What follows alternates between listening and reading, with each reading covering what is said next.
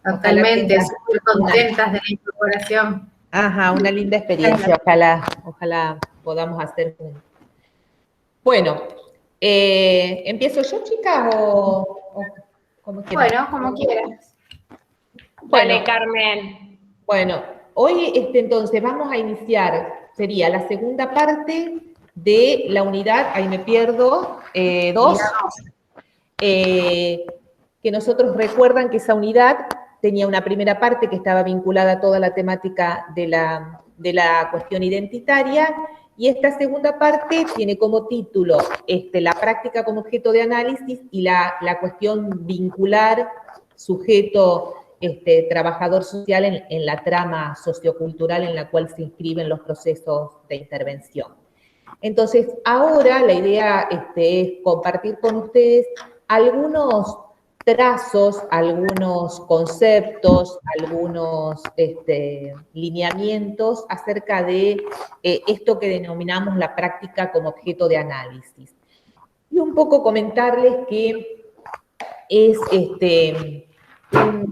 un contenido que lo venimos, digamos, amasando en este último tiempo, un poco, me parece que cada vez este tema va dando mayor cuenta de algo que en las prácticas de los profesionales trabajadores sociales también emerge con bastante fuerza, con bastante demanda. Hace unos años, cuando nosotros iniciamos, no tenía, me parece, la resonancia o la presencia que hoy está teniendo. Nosotros lo tomamos porque nos parecía que era un tema que se venía, pero en la formación prácticamente no estaba. Hoy me parece que está como un poco más amigable ese concepto a lo largo de la formación, no solo en la carrera nuestra, sino en otras carreras de trabajo social, y es producto de que van surgiendo distintas propuestas y experiencias que hacen foco en las prácticas y sobre ellas analizar. Nosotros lo nombramos la práctica como objeto de análisis, pero quizás el modo más fácil en que muchos otros lo toman, lo trabajan, o incluso algunos lo ponen como sinónimo, cosa que nosotros no lo consideramos sinónimo, por eso le dimos este nombre, a la supervisión. Pero la idea, digamos, es de esa idea que ustedes tienen acerca de lo que es la supervisión, que ustedes puedan pensar que algo de eso se trata en este tema que es la práctica como objeto de análisis. Pero ¿qué es lo que pasa? Nosotros consideramos que la supervisión es un modo, un ejercicio, una modalidad que apunta a poner en análisis la práctica, pero no es la única. Entonces, titularlo como la práctica como objeto de análisis lo hace contenedor de otras experiencias de análisis de esas prácticas.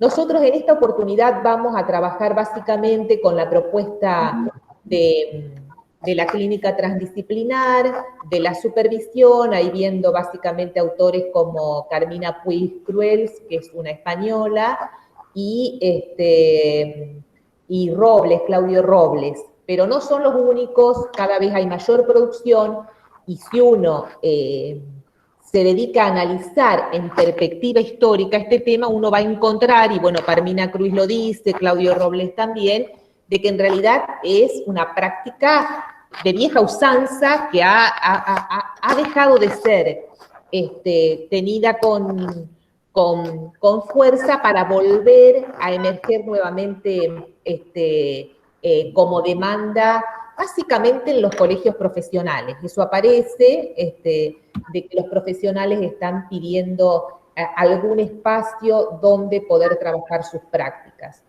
Antes de meternos en la clínica transdisciplinar, un poco en esto que yo recién les traía, esta suerte de mirada hacia atrás, acerca de, más que nada, la supervisión, que era lo más conocido, digamos, porque la clínica transdisciplinar es una propuesta Made in SCAR. A otro yo no se la escuché, es de él la propuesta, y vamos a desentrañar un poquito en qué consiste. pero si no, generalmente es la supervisión, y después nosotros también trabajamos la propuesta de los ateneos como una modalidad de análisis de esas prácticas, digamos, que algunos estudiantes muchas veces, en esta oportunidad no porque, bueno, venimos atravesados por la pandemia y no han tenido prácticas como las han tenido gente que años anteriores ha estado en el hospital escuela y traían, a veces en los exámenes traen experiencias de haber participado de ateneos, que son básicamente experiencias que tienen bastante trayectoria en el área de salud, digamos, y de salud mental con más fuerza. Pero digamos, eso sería, ¿sí? Dale. Un segundo, antes de que sigas, hay algo que te está haciendo como una interferencia, que debe ser el micrófono. ¿Tenés el micrófono del...? Esto. Fíjate. Capaz que me muevo mucho, capaz que me movía y lo tenía entre la mesa y la... Ajá, debe ser eso. ¿Y ahora está mejor?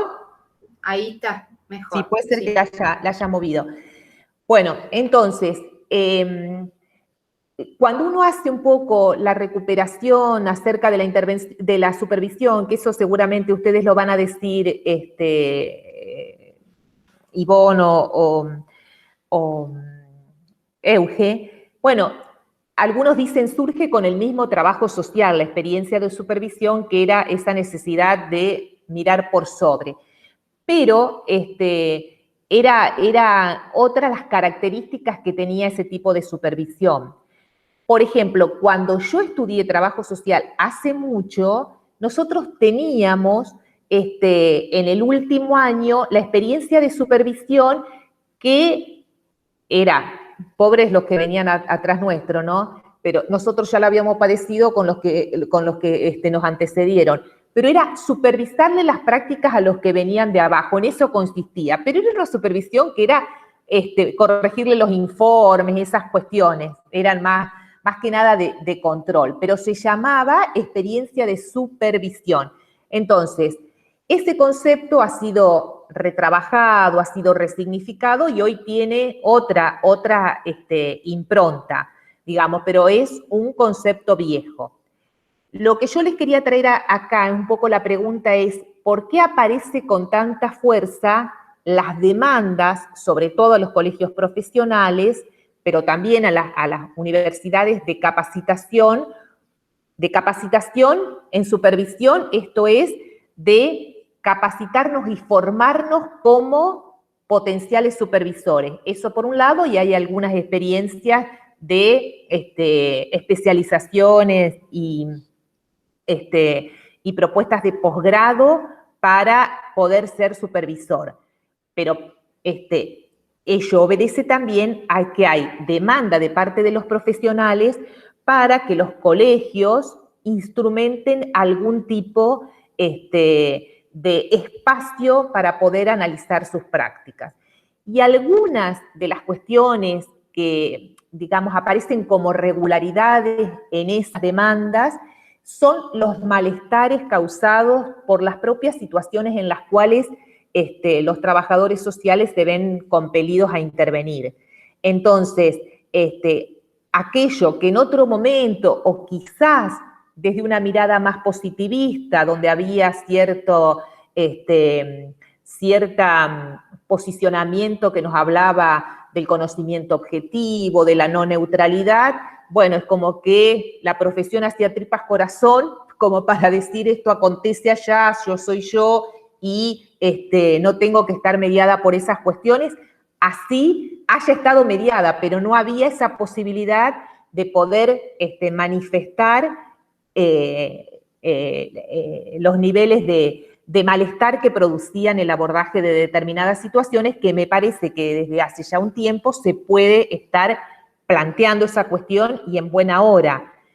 Algunos plantean, bueno, como que la supervisión está mucho más institucionalizada en un oficio o en una profesión como la psicología, como el psicólogo, y no así trabajo social, cuando también aborda situaciones donde la cuestión de la implicación subjetiva también está presente, y por eso, digamos, como un modo de proteger y de protegernos, se hace necesario poder atravesar o participar o tener la experiencia de estos espacios. Entonces, aparecen en los colegios profesionales propuestas. Sé que en algún momento Claudio Robles estuvo participando en una capacitación en el Colegio de Santa Fe, en el Colegio de Entre Ríos. Lo mismo estuvo cuando la FAAPS organizó en Santa Fe su encuentro nacional. Uno de los temas tenía que ver con las posibilidades de la supervisión.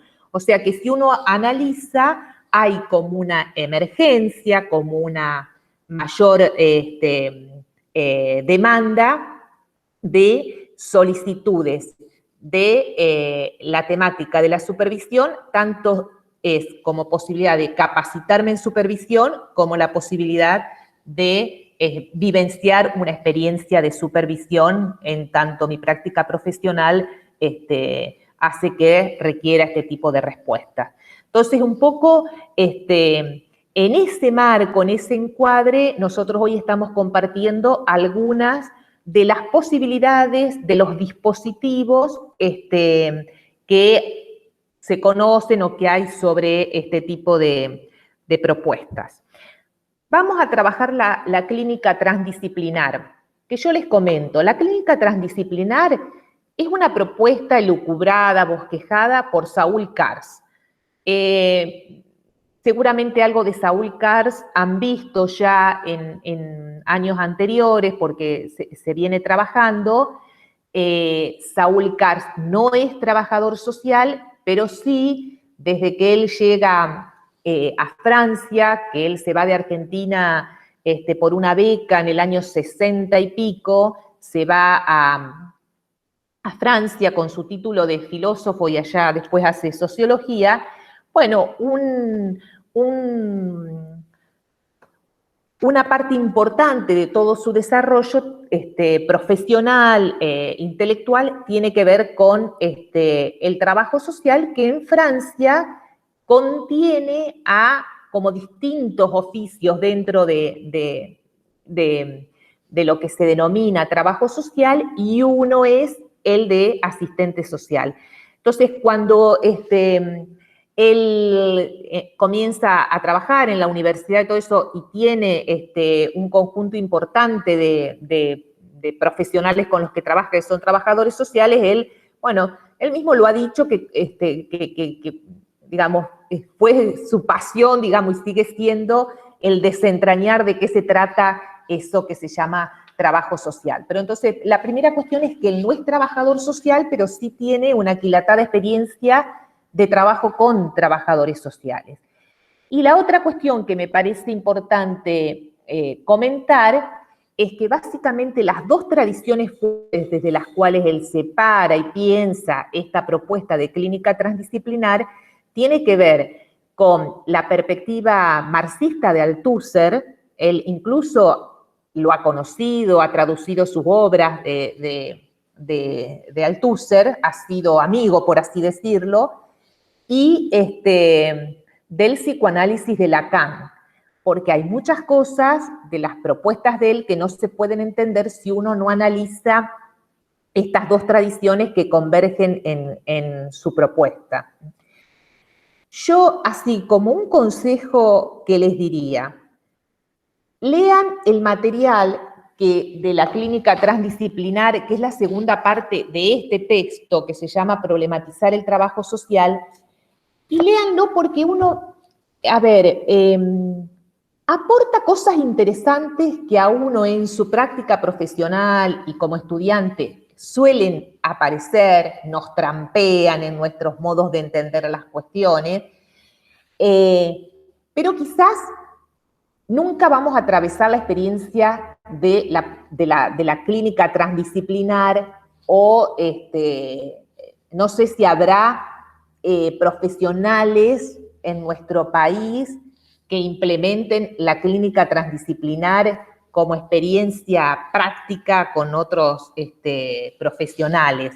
Sé que él estuvo bastante involucrado con colegas de Mendoza intentando transmitir, bueno, con nosotros también, al lugar donde más ha ido es a Paraná. Su primera visita después de mucho tiempo ha sido en Paraná, y para mí, en Paraná, a partir de ahí, lo trajimos para unas jornadas de investigación. Es como que muchos colegas de otros lugares se volvieron a conectar, y bueno, y ahí empezó toda una seguidilla y fue mucho más conocido, pero en realidad él aparece creo que era en la primera jornada de investigación, que no me acuerdo, tiene que haber sido antes del 2006, que era cuando empezamos con esas jornadas. Ahí es donde él viene y empezó a venir mucho más seguido. La Tere Matus lo conoció, lo llevó a Chile, los de Chile lo llevaron después a Mendoza, o sea, y después a Mar del Plata y a La Plata y así. La verdad que ha sido así el proceso, a partir de esa venida después de largo tiempo de él de no venir a la Argentina. Había estado, creo que en el 90 y pico, pero no trabajaba la clínica transdisciplinar, sino que trabajaba más bien conceptos de Althusser, y bueno, y ahora es mucho más conocido. Incluso todo este año pasado de pandemia y actual ha estado vía charlas virtuales,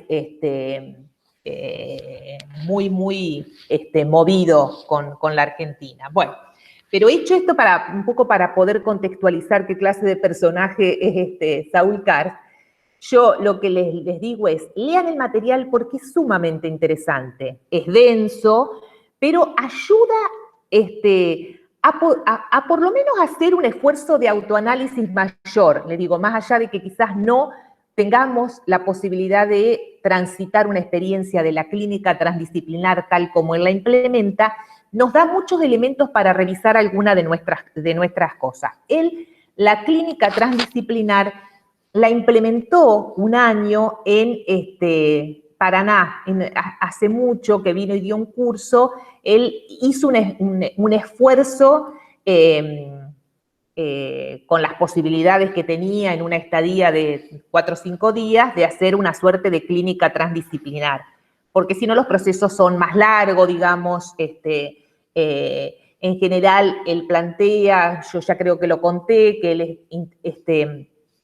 él cuando comienza un proceso de clínica transdisciplinar, se hace una suerte de inscripción, y ese número de inscriptos, 10, 12, son permanentes durante todo ese proceso.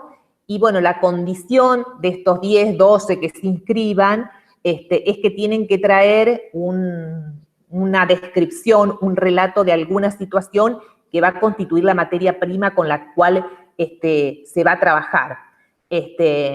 Y todo ese proceso es el trabajo justamente con esa materia prima. Bueno, hasta ahí vamos, y vamos ya a algunos de los tips que Saúl Cars nos propone acerca de la clínica transdisciplinar. Vamos a ir acompañándonos de este Power, porque si no se me chispotean cuáles son los principios, cuáles son las categorías operadoras que él va ofreciendo. Bueno, él empieza haciendo una suerte de conceptualización de lo que entiende por la clínica, y a la que denomina que es un término polisémico, pero y que la primera asociación es con la medicina y con la clínica. Y bueno, él toma de la clínica del griego, que es la mirada, o es el médico que se pone en el lecho, atrás en el lecho del paciente, para observar. Entonces, que cuando se utiliza en clínica o voy del clínico, tiene que ver con eso, con esa suerte de operación que realiza el médico en el lecho del paciente para observar. Y él lo que plantea es que esa observación debe ser dotada de conocimiento, debe ser una observación instruida, una observación argumentada. No es cualquier observación, no cualquiera observa lo que quiere, sino lo que puede con las herramientas de las cuales dispone para poder observar. Entonces, fíjense cómo él ya va despejando, y en su propuesta ocupa un lugar importante todo el equipaje conceptual que uno tenga para poder mejorar, agudizar esa observación. Entonces, esa clínica desde ya es una clínica instruida, dotada de herramientas, argumentada, ¿no? Bueno, yo me gustaría solo decirlo acá, me parece que está puesto atrás, pero esta clínica que denomina transdisciplinar obedece a que, y me parece que está puesta en uno de los últimos, pero no importa, de los últimos diapositivas, a que para él el trabajo social es transdisciplinar. O sea, en esta dupla clínica transdisciplinar nos está hablando de las características que va a tener esta operatoria, que es la de observar instruida y argumentadamente, y para lo cual uno se puede formar, digamos, pero lo hace con un determinado oficio, con una determinada profesión que denomina trabajo social, y que para él ese trabajo social es transdisciplinar. ¿Por qué? Porque él lo que señala, y para él dice es lo más potente y lo más entre enigmático, pero desafiante que tiene el trabajo social, que es que lo que otras disciplinas separan, el psicólogo ve esto, el antropólogo ve aquello, el sociólogo ve hechos, el psicólogo ve el mundo interno, subjetividad, el economista mira condiciones económicas, bueno, el trabajador social mira todo. Entonces, en su propia práctica, anida lo interdisciplinar, lo transdisciplinar. Después él dice que el trabajo social es una práctica sin teoría, pero bueno, es mucho más complejo de desandar por qué sostiene eso. Pero sí que el trabajo social en sí mismo es transdisciplinar. Entonces, la propuesta de dispositivo de análisis de la práctica dirigida a los trabajadores sociales tiene como nombre clínica transdisciplinar. De ahí vendría las referencias a estos dos términos. Bueno, y él en esta propuesta establece algunos criterios que yo lo que les digo, acá solo van a encontrar así una síntesis, pero si ustedes van y leen, él ejemplifica y va y viene, y me parece que enriquece mucho para poder entender hacia dónde apunta él. Siempre cualquier clínica transdisciplinar es una toma de distancia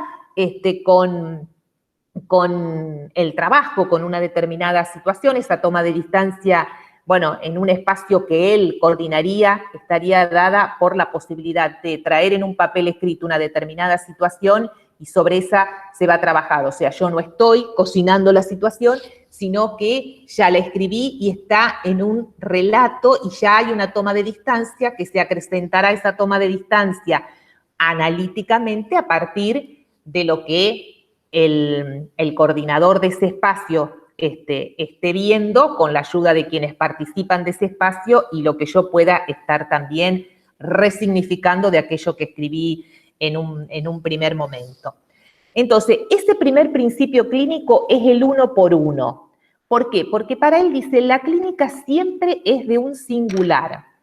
Y que se analiza ese singular, no una multiplicidad de singulares, sino ese singular que yo, Carmen Lera, traigo para compartir y para someter a análisis.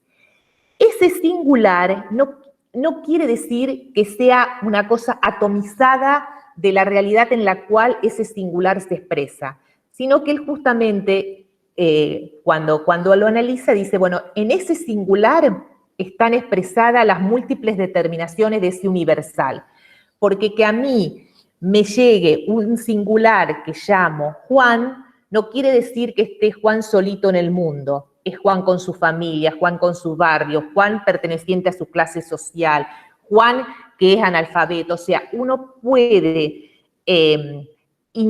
pensar a ese Juan en esa serie, en esas estadísticas, en conjuntos más abarcativos, pero el conjunto abarcativo, la serie, la clase, la clasificación no me explica a Juan, sino que yo entiendo, por eso es ese singular, ese caso por caso, ese uno por uno, lo entiendo a Juan a partir de poder comprenderlo en la serie en la cual él está contenido. Pero por eso él dice que hay falsos dilemas entre lo individual y lo colectivo, lo particular o lo general. Él dice son concepciones predialécticas antes de que uno trabaje dialécticamente, porque en realidad es lo singular y lo universal, lo particular y lo universal, lo individual y lo colectivo, no lo o, que sería lo que dilematiza, lo que hace que yo me posicione o acá o allá, sino que son ambas cosas. Pero un poco en lo que sostiene es, para no caer en explicaciones que psicologizan todo cuando solo pienso la situación de Juan y no la contengo en una serie más abarcativa, en una clasificación más abarcativa, ni tampoco por esa situación más abarcativa explico todo, que sería la sociologización de determinadas situaciones, como que todos se comportarían de la misma manera, todos los desempleados comparten de la misma manera o se comportan de la misma manera. No, los desempleados comparten algunas características, como es que no tienen un empleo formal, pero en Juancito esta categoría se explica de esta manera. ¿Se entiende o es muy confuso lo que estoy explicando del uno por uno, que sería un principio desde el cual se hace la experiencia de esa práctica? Se analiza el caso por caso, el uno por uno, que después vamos a ver no es caso, habría que pasar del caso a la situación, que sería otra de las categorías sobre las cuales él trabaja. Pero hay una intención de poner foco en una situación, en un caso, en el uno a uno. Se analiza uno con toda esa multiplicidad de determinaciones. El segundo principio clínico es, él, por ejemplo, lo de la clínica, lo que yo recién decía del caso por caso, él lo explica con un ejemplo, por ejemplo, no en el libro, sino cuando estuvo en Paraná lo traía. O sea, por ejemplo, la clínica tiene tipificada cuáles son los síntomas, signos de una tuberculosis, de lo que es la tuberculosis como enfermedad y los pulmones, esto, la otra. Esa sería la clasificación. Ahora, después hay que ver cómo la persona manifiesta esa tuberculosis. Entonces, es este juego entre este conjunto de conocimientos que me posibilitan decir que esto es una tuberculosis, pero después es cómo se expresa este conjunto, este aparato conceptual acerca de una determinada enfermedad en esta persona enferma de tuberculosis. Es lo que va a decir, si yo no sé nada de tuberculosis, que lo podemos poner con las cosas que los trabajadores sociales nos vemos involucrados, nos vemos interpelados a intervenir. Si yo no sé nada de tuberculosis, no voy a ver a este paciente con tuberculosis, porque no me da el piné para poder verlo, porque desconozco que existe una nociología llamada tuberculosis. Entonces, eso también uno lo tiene que poner a jugar en las situaciones de las problemáticas sociales que aborda. ¿Se entiende? Entonces, por eso él después también va a decir, si uno se equivoca de diagnóstico, se equivoca de tratamiento. Por eso él da muchísima importancia a la cuestión de permanentemente formarnos, de llevarnos bien con los conocimientos, de amigarnos con los textos. ¿Por qué? Porque son los que nos dan herramientas para poder hacer distinciones, para poder ver, para poder ir más allá de lo que se me aparece, que sería el segundo principio clínico, que es que yo parto de lo concreto. Parto por el signo, parto por la evidencia, parto por lo que veo, pero yo a partir de ese punto de partida, yo tengo que ir hacia adelante y hacia adentro, digamos. Tengo que profundizar mucho más para ir conociendo con mayor profundidad ese concreto que ya él dice llegará a otro punto de llegada que no será ese mismo que fue el punto de partida.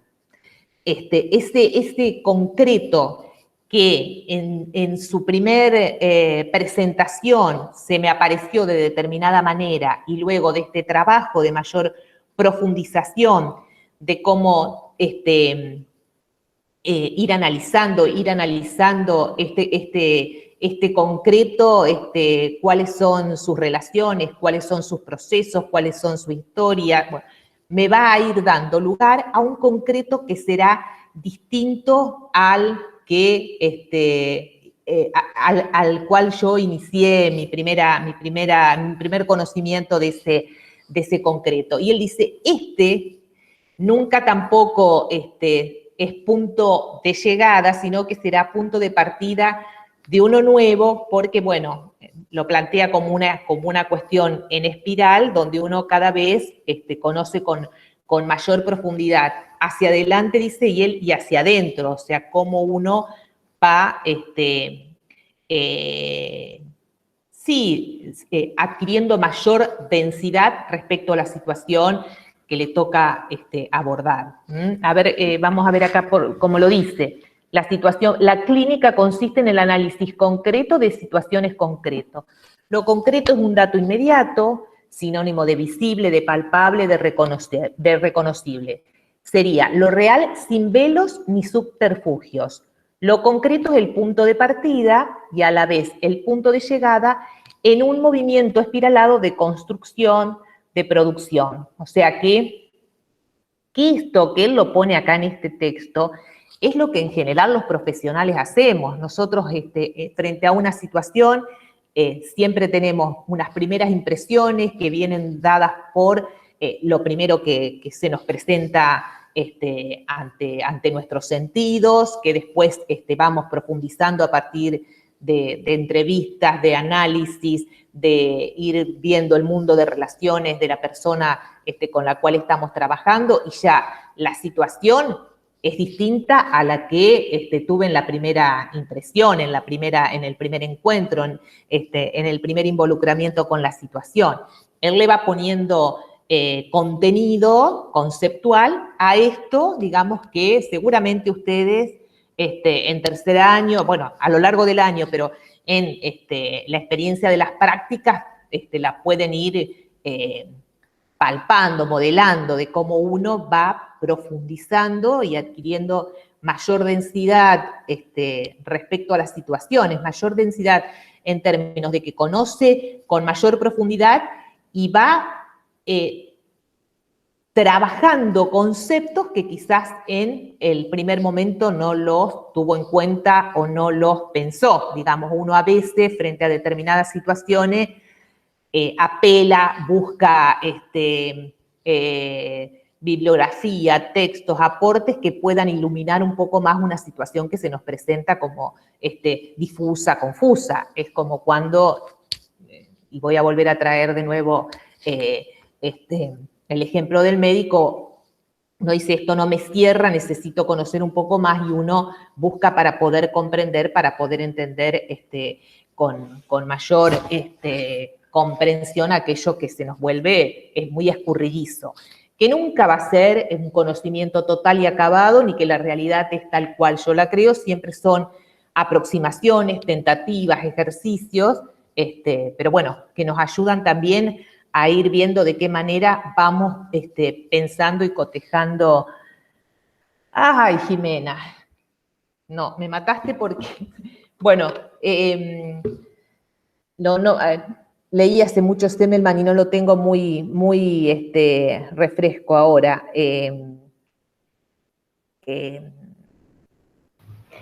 Sí, a ver, Semmelman piensa en este pensamiento epistémico como un pensamiento en constante construcción, ¿no? Que en realidad presenta más incertidumbres que certezas, ¿sí? Y que en ese sentido es un pensamiento como siempre habilitando la construcción de un contenido, ¿no? Y un poco este pensamiento teórico y este pensamiento epistémico, claro, de problematización, de preguntas, tienen que ver un poco con pensar la construcción del conocimiento en las ciencias sociales, ¿no? Y él dice, bueno, hace algunos años que como que venimos desfasados, ¿no? Él dice, hay un modo muchas veces de nombrar, de conceptualizar, que en realidad no representa lo que esa situación o ese problema o ese escenario es hoy al interior de las ciencias sociales, ¿no? Entonces hay un poco este desfasaje en función de eso es que él va construyendo este pensar teórico y este pensar epistémico. No sé si un poco ahí, Carmen, te refresqué. No, sí, va en esa línea, sí, yo ahora no me acuerdo, pero sería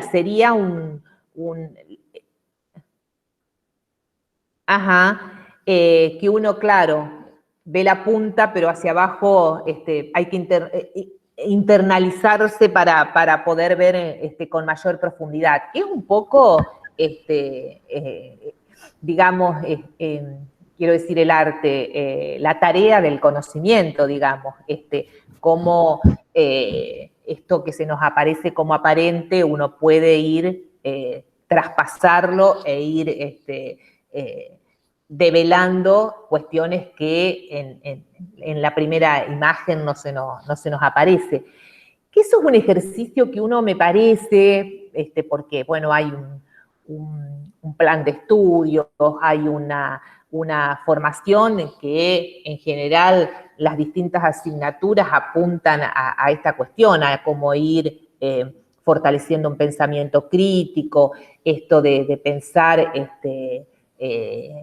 no desde el positivismo, que es la realidad es tal cual se nos presenta, y darla por sentado a partir de ahí, sino que uno va profundizando siempre para poder traspasar lo aparente. Me parece que va en esa línea, pero hace eco, sí, con lo que decía Jimena de lo del pensar epistémico, porque también entiendo esto del pensar teórico como el pensar a partir de certezas, digo, como la teoría, el pensar desde la teoría implica como asumir ciertas cosas como tales, como válida. Que el pensar epistémico es como medio de la inversa, es como partiendo de la incertidumbre, de la duda, como dando lugar a la no certeza también a veces.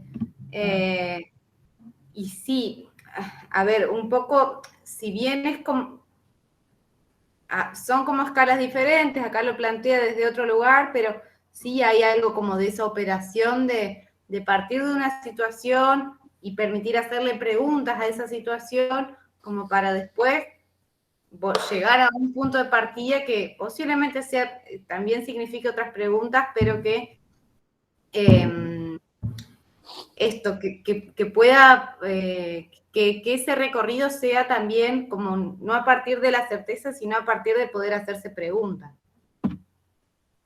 Sí, quizás en trabajo social, durante mucho tiempo, sobre todo cuando toda la impronta metodológica tuvo tanto peso en nuestra historia profesional, estaba el sentido de la aplicabilidad. O sea, yo tenía algunos conocimientos acerca de cómo se comportan los menores abandonados y donde veía un menor abandonado, tácate, decía, está justo, esto es de libro, este menor abandonado carece de cariño, y durante mucho tiempo fue una forma dominante. Me parece que estas posibilidades abren pero que me parece que también es el propio cimbronazo que las ciencias sociales va produciendo en sus propias búsquedas, pero es esto de, bueno, como decían ustedes, cómo asimilar y amigarnos con la incerteza, con la incertidumbre, que es parte del conocimiento, digamos, y no la certeza como tal, que fue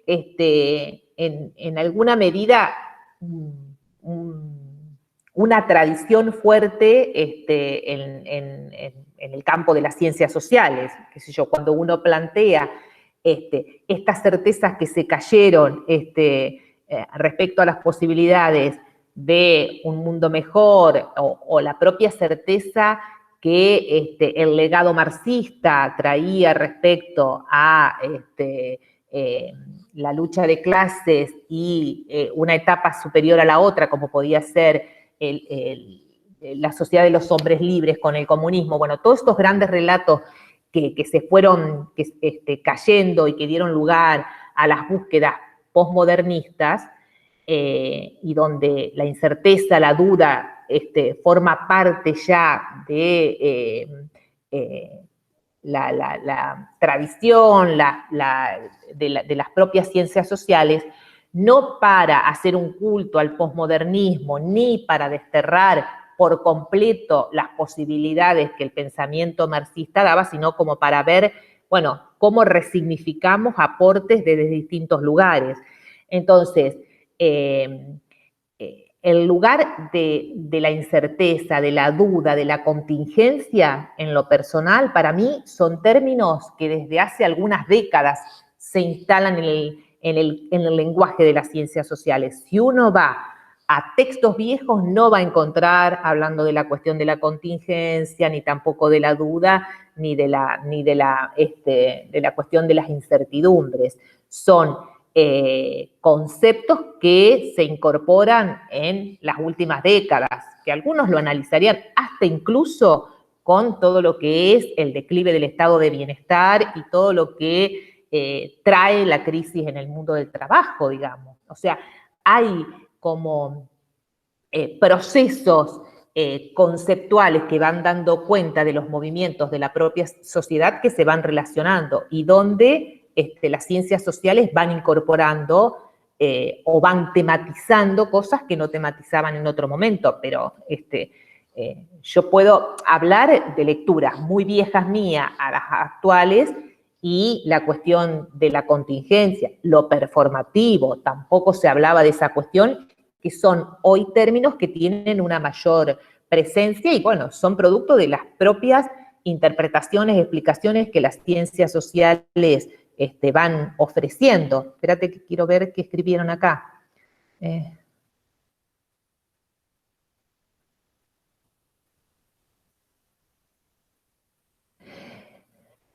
Mira, si usa a Pichon Rivière Cars, no recuerdo y no sé si lo menciona. Puede ser, pero quiero ver si lo cita a Pichon Rivière. No. De cualquier manera, si ustedes van al texto, él quizás con los ejemplos que va dando, él va aclarando un poco más. Yo recuerdo en la tesis mía, que después está en el libro, yo trabajo una cosa que no es que es lo mismo, pero yo trabajo la cuestión del trabajo social, la intervención pensada como interversión. Que eso lo cuento en lo personal. Fue un texto un prólogo que leo de Eduardo Brunner, que él prologaba un librito breve, cortito, de unos artículos de Michel Desserteau, me equivoqué, de Freud, Marx y Nietzsche, me parece. Ese prologaba Eduardo Brunner, pero todo el prólogo, él ahí hace referencia a la interversión, que era la posibilidad de intercalar versiones, y él cita algo así como que, bueno, es un poco lo que hacen los psicoanalistas, o sea, uno va a análisis con una versión de su relato, de su historia familiar, y en la devolución que el analista le hace, que la mayoría de las veces la hace con otras preguntas, no con respuestas, sino con otras preguntas, ya ese mismo relato que yo traje al inicio pasó a ser otro, pasó a ser un relato distinto a ese primigenio donde no estaban incorporadas estas preguntas de parte del analista. Entonces, un poco yo homologué eso a que las intervenciones profesionales son en alguna medida la posibilidad de, frente a un relato que sería esa demanda inicial que hace que un sujeto acuda al trabajo social frente a un determinado problema, situación que la atraviesa, de qué manera el trabajador social participa de un proceso donde problematiza junto al otro, donde aclara, donde analiza recursos, donde analiza relaciones, donde analiza posibilidades de modificación de esa situación, y ya el relato que se lleva esa persona va a ser distinto al inicial. Entonces me parece que va un poco en esa línea, de qué manera, pero que nos pasa a nosotros, qué sé yo, se me ocurre uno, qué sé yo he atravesado clases en la maestría y uno después de una clase se iba con otras preguntas, con cosas distintas y ya venía con un relato, por decir así, distinto al que trajo cuando inició el proceso, ¿no es cierto? Bueno, es un poco eso, cómo estar abiertos a no ser la mera repetición, sino a cómo poder incorporar, introducir, autoanalizar, resignificar, todas operatorias que uno no se da cuenta que las está haciendo y las está haciendo, digamos, ¿no? Qué sé yo, ustedes trajeron lo de Selman y se disparan cosas, traen lo del cono invertido y también, entonces ya uno, digamos, no es el mismo de recién cuando inició esta conversación.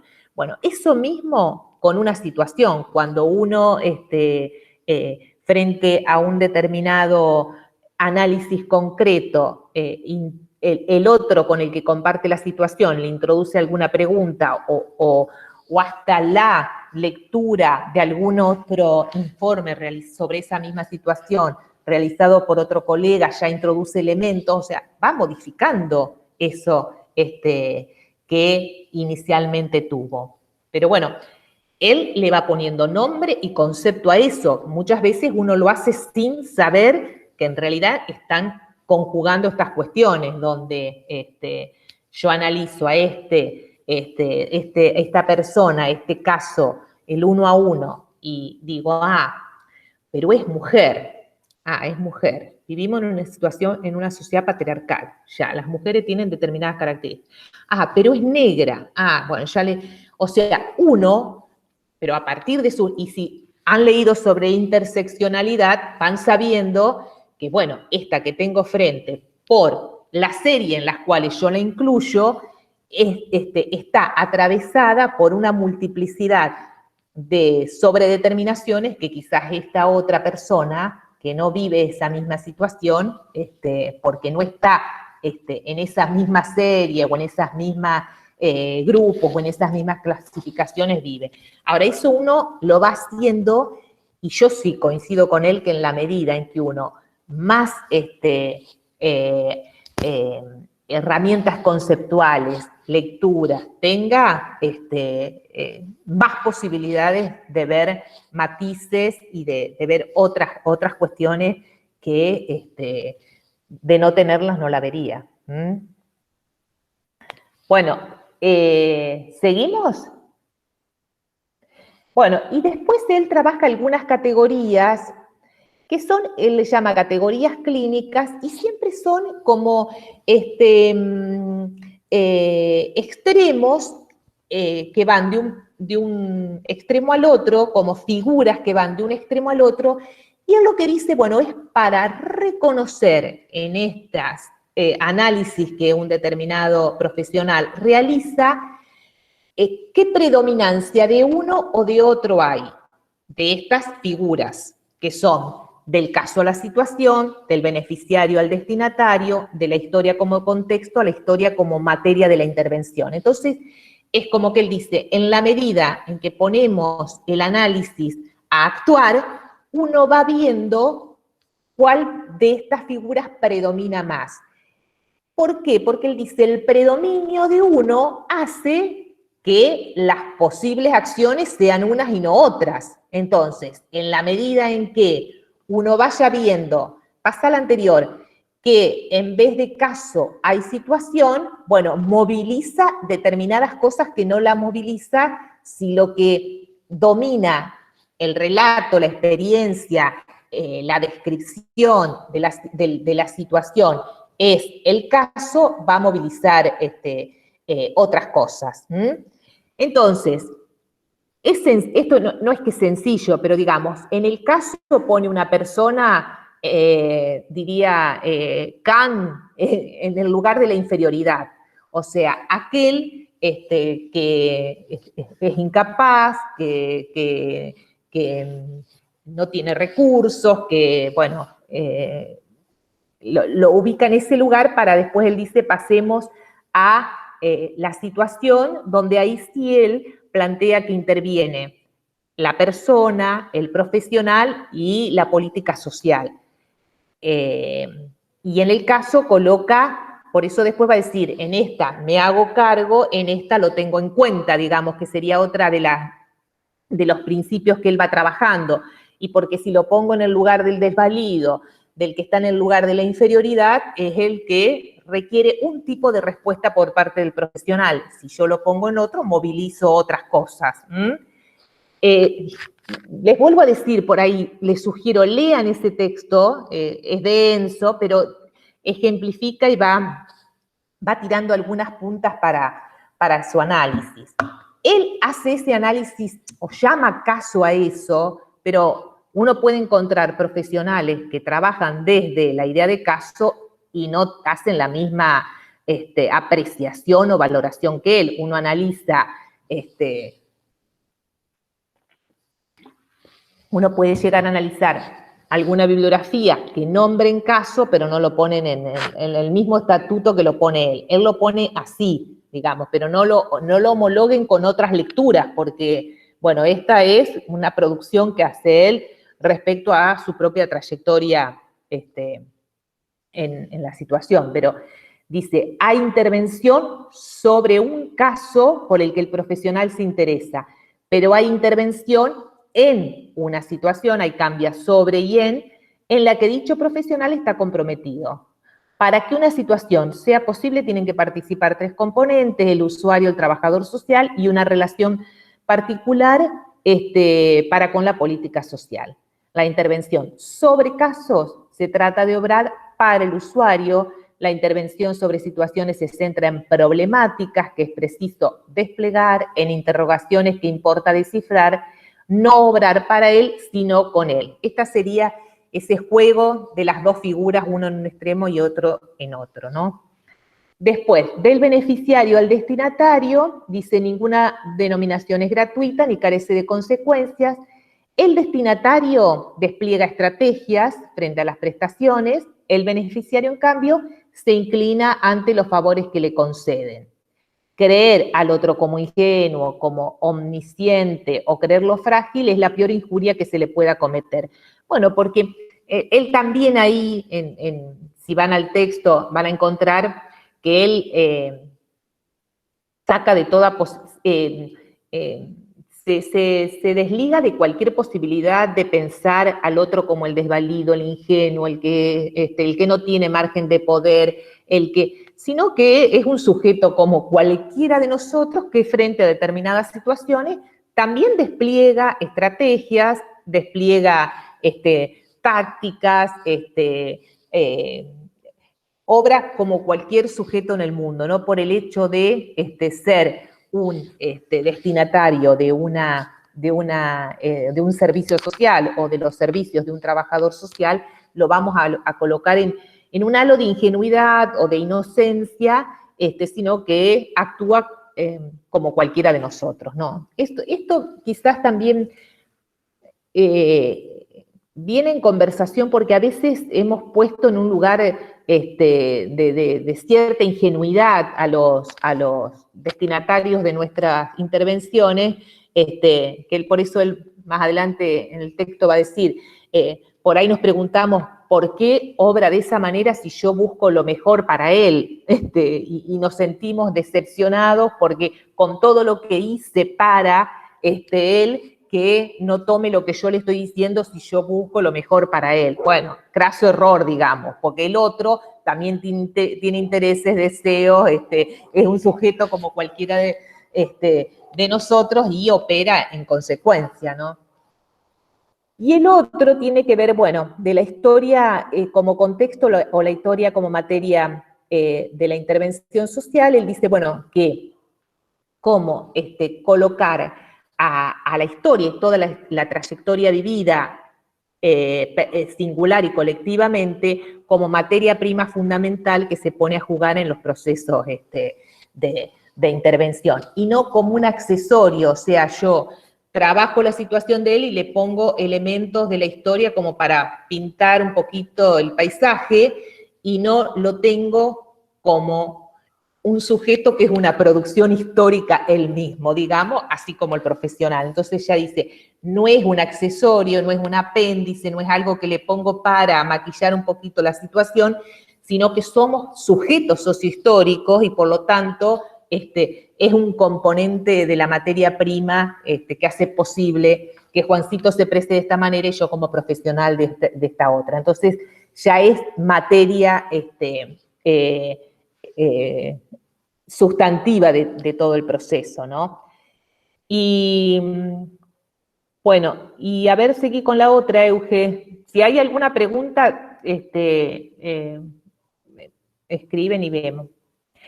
Bueno, esto es un poco también, Cars tiene un tipo de propuesta, porque esto lo van a ver en la primera parte del libro, que nosotros no lo dimos como bibliografía, trabaja con esta suerte de figuras, y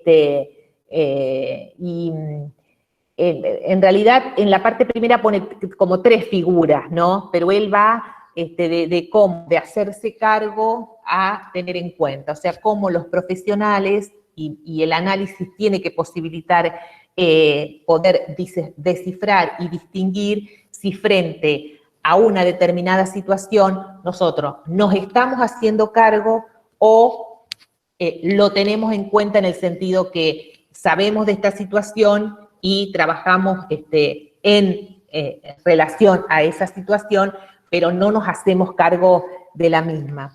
Me parece que en el texto él hace un pasaje por otra figura intermedia, pero siempre va haciendo ese juego de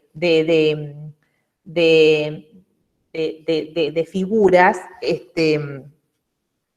pero que él dice, nunca es un pasaje que digo, me desentiendo de esto y pasé a la otra, ¿no? Él dice que siempre están presentes, lo que hay que analizar es cuál domina, porque en la medida en que uno domina, si me hago cargo, van a ser un tipo de respuestas, un tipo de estructura y de lógica, la que se va a pensar como respuesta distinta a la de si lo tomo en cuenta.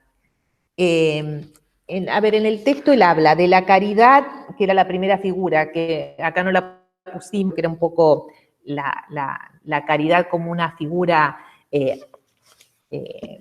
digamos, quizás la más desprofesionalizada, si se quiere, la más desprovista de cualquier herramienta conceptual, a la toma a cargo, de la toma a cargo a la toma en cuenta, que serían esas figuras. Esa está en la primera parte del libro, que es la de problematizar el trabajo social, y un poco la otra parte del texto, que es la clínica transdisciplinar, lo que tendría que, digamos, conducir es a ver en qué medida vamos transitando un proceso a lo cual el análisis debe contribuir a analizar en qué medida en nuestras intervenciones vamos haciendo estos pasajes, tratando de tomar en cuenta más que de hacernos cargo.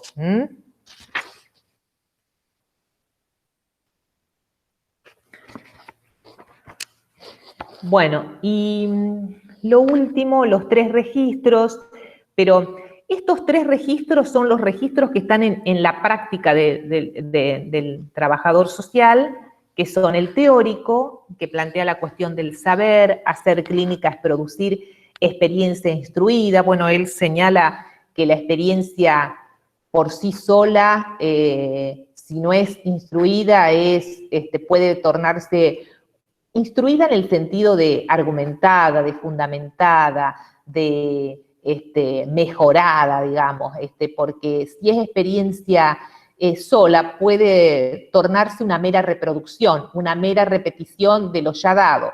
Entonces, él por ahí pone ejemplos y dice esto que uno a veces suele escuchar. Ay, pero este chico faltador, igual que los Pérez, que los García, que eran siempre repitentes. Entonces, ya, clasifico repitente, repitente, repitente, y la política, la propuesta, la intervención que tengo para chicos repitentes termina siendo, bueno, a ver, vamos a ver la familia, exigirles que manden al chico. Entonces, hay esta cuestión que desecha la experiencia pensada solo como el estar y mera repetición, y cómo también se va jugando esto de clasifico, y en función de esa clasificación, sin la cual, esa clasificación que no hizo posible el atravesar el uno al uno y el análisis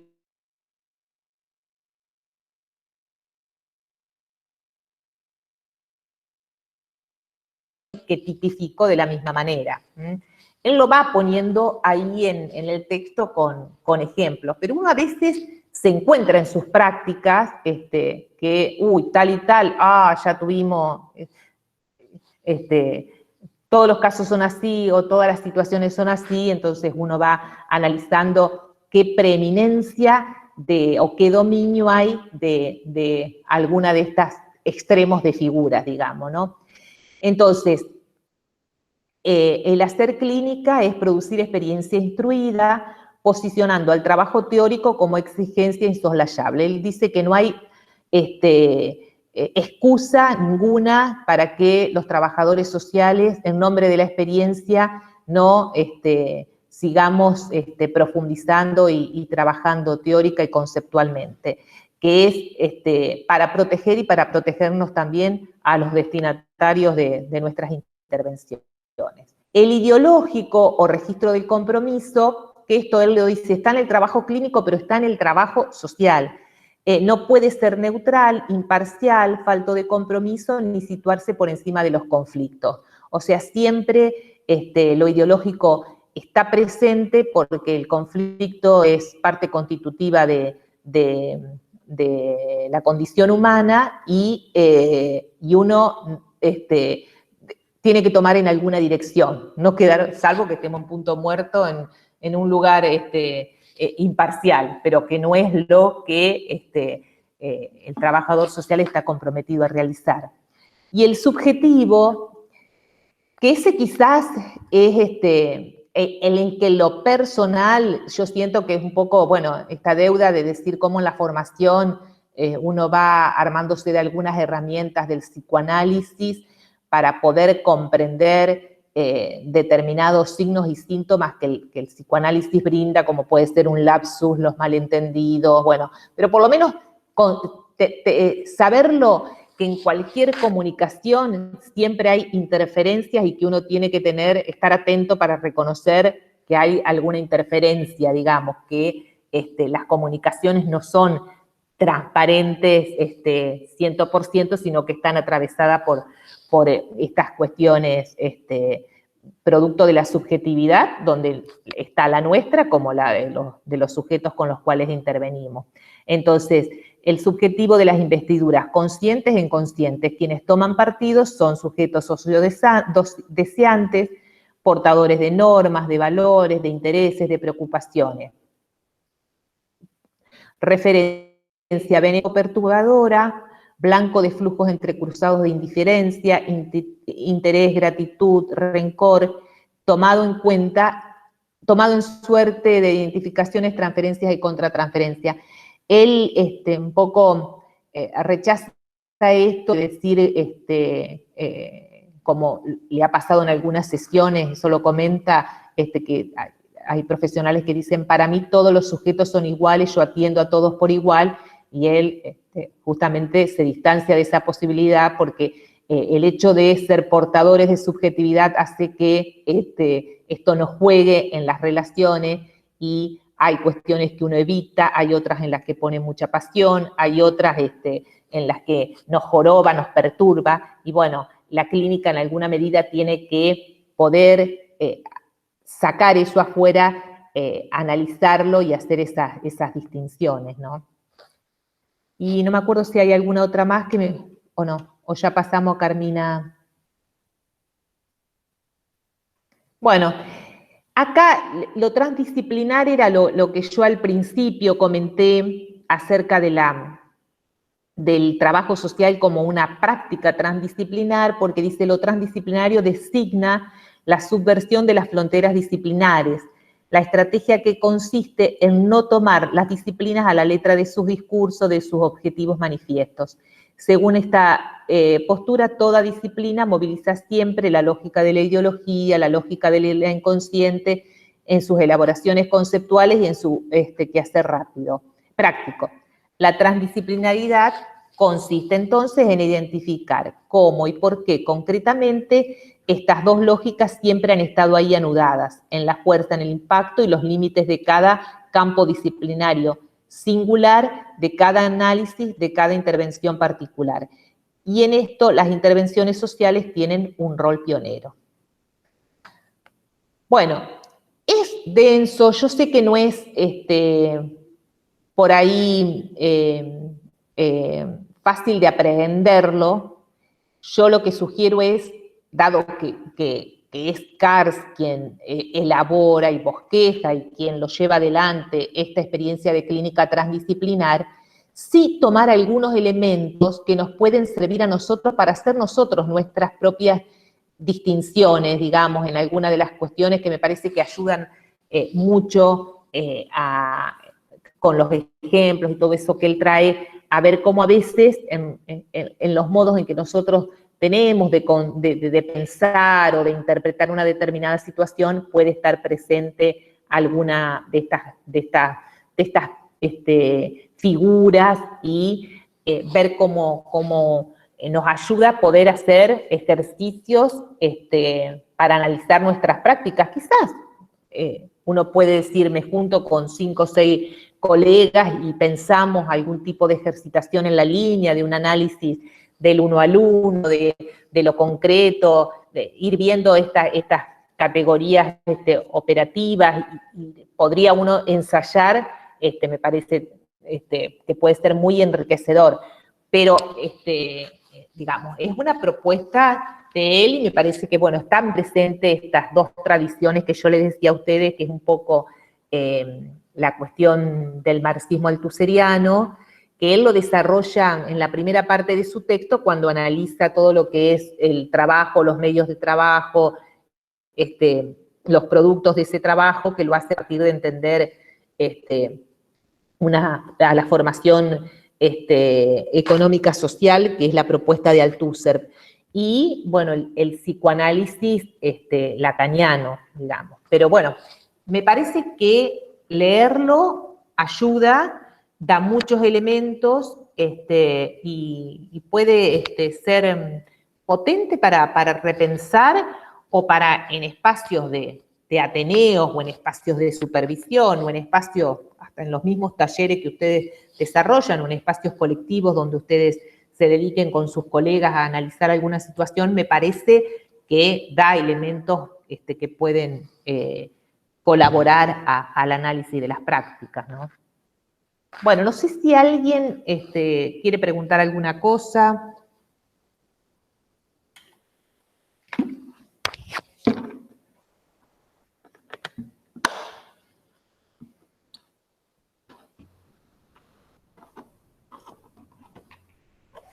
¿Quedaron más confundidas de lo que empezaron? ¿O es como él dice, el concreto pensado es distinto al concreto del punto de partida?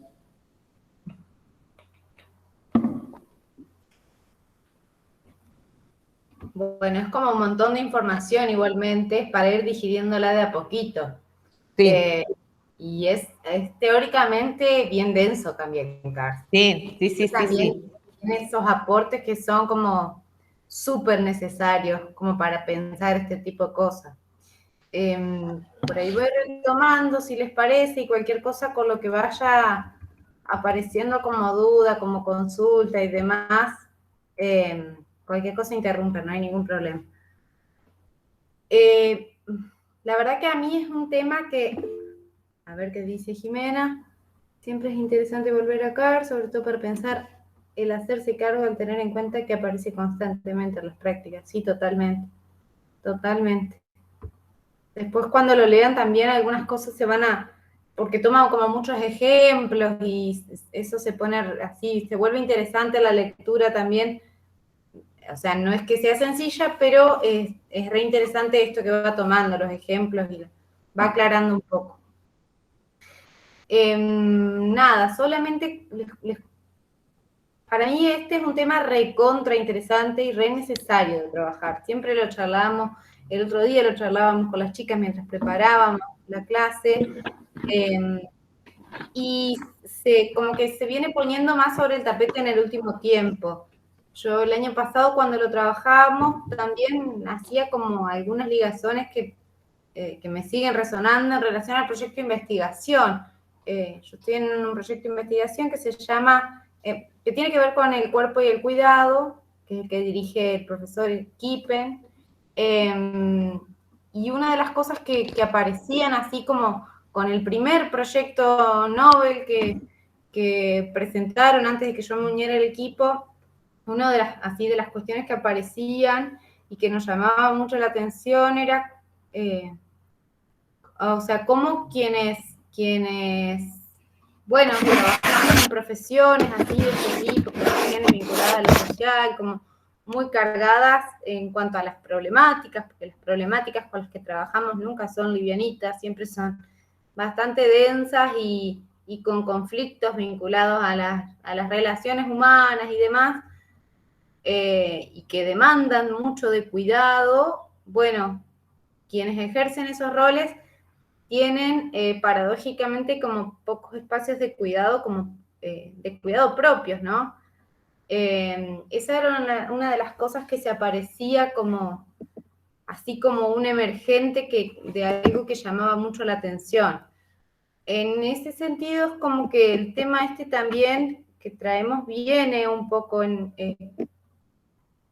a pensar esas cuestiones, porque la práctica como objeto de análisis, o sea, las distintas herramientas que vamos tomando dentro de lo que puede ser formas de ejercicio de la práctica como objeto de análisis, que es lo que decía Carmen, la supervisión, los ateneos y demás, son todas herramientas que plantean, bueno, esto que dice Carmina, una reflexión acerca de la reflexión, una meta-reflexión, pero que están ahí en el medio entre la posibilidad de generar un análisis que pueda destrabar ciertas situaciones, pero también de pensar en espacios de autocuidado, digamos, para nosotros mismos como profesionales. Bueno, Carmina, una de las cosas, Carmina habla específicamente de la supervisión. Y también pasa esto que cuando hablamos de supervisión, las primeras veces que, yo me acuerdo cuando cursé inclusive la materia, cuando las primeras veces que escuchaba que hablaban de supervisión, es como que me remitía también a la idea como de control de la supervisión, como más desde esto, desde que el otro esté, como que viene más de esta asociación a la palabra el supervisor o la supervisora como quien está ejerciendo cierto control en relación a la práctica o a lo que uno está realizando, como si fuese en función de corregir, ¿no? Y no va por ahí. Al contrario, no tiene la intencionalidad como de supervisión desde ese lugar, de pensarlo desde ese lugar, sino que al contrario se piensa en estas herramientas como herramientas de reflexión en relación a la propia práctica. Carmina habla de metareflexión, o sea, de reflexión sobre la reflexión. Carmina es trabajadora social, es una autora española, y también después podemos compartirles, tiene videos donde también trabaja, donde habla, cuenta este tema. El texto que nosotros sugerimos es un poquito largo, pero es bastante accesible a la lectura. Y bueno, habla de esto, de que es una herramienta que está en una interfaz entre la posibilidad como o sea, entre la formación, el apoyo y el cuidado, ¿no? Esto me parece importante, porque, bueno, también es una herramienta que permite, que permite como pensar en estrategias de, como de esto, de reflexión, que permitan también a veces trabajar situaciones en las cuales uno necesita pensarlas con otros. Eso me parece súper importante también. En estos contextos en los que, más ahora en pandemia, y bueno, esto siempre, una de las cosas que aparece, o que muchos profesionales, después de bastante tiempo de ejercicio, que se escucha dentro del campo profesional, del trabajo social, porque es algo que se escucha, es la sensación de soledad, esta sensación de que se trabaja en soledad. Y también es una herramienta como súper necesaria en función de eso, como de empezar a pensar algunas cosas en colectivo, ¿no? Con otros, con otras, siempre, o sea, con otros desde los distintos lugares que puedan ocupar esos otros, ¿no? Bueno, una de las cosas que plantea Carmina es en relación a los orígenes de la supervisión, y es que más allá de que acá quizá no sea tan conocido, no sea tan, no sea como tan cotidiana, quizás no hemos escuchado tanto de profesionales que hagan supervisión, que sean supervisados o que supervisen, sí es una práctica que tiene orígenes desde el surgimiento de la profesión, ¿no? Desde los orígenes. Esto me parece también una cuestión importante. Ya, o sea, en su momento una de las cosas que plantea es que Mary Richmond en algunos lugares habla de haber recurrido, de recurrir a estrategias de supervisión. Y bueno, y va siendo como una genealogía de dónde va, en qué lugares va apareciendo primero y en qué lugares se va instalando después. Pero bueno, esto, más allá de que nosotros no lo tengamos tan internalizado socialmente, no es que sea como algo que haya surgido en el último tiempo, sino que son mecanismos, si se quiere, que existen desde los orígenes de la profesión.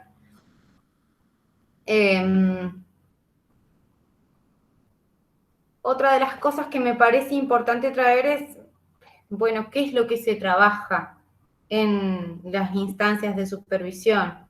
Una de las cosas que dice Carmina es que el núcleo de la supervisión son las supervisadas, y que el foco está puesto en las situaciones, ¿no es cierto? En qué es lo que se quiere analizar, o sea, en la tarea misma o en la relación de las profesionales con su propio trabajo.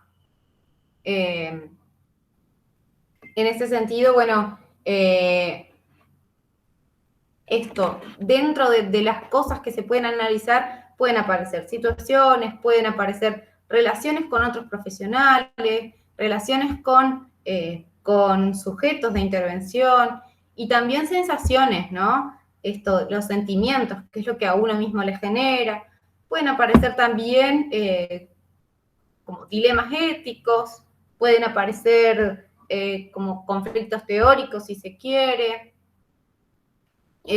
Pero esto me parece súper importante, el trabajar como, o sea, o tener la herramienta como posibilidad de trabajar como las propias sensaciones y la propia emocionalidad, porque, digo, ya, yo creo que ya en casi ningún ámbito podemos hablar como de la distancia, de la distancia total en la intervención, de la objetividad, a ver, digo, obviamente que en algunos lugares sí se habla de eso, pero yo creo que bueno, yo al menos considero como súper importante como poder reconocer que en realidad uno es afectado, uno afecta a los otros y es afectado o afectada en las instancias de intervención.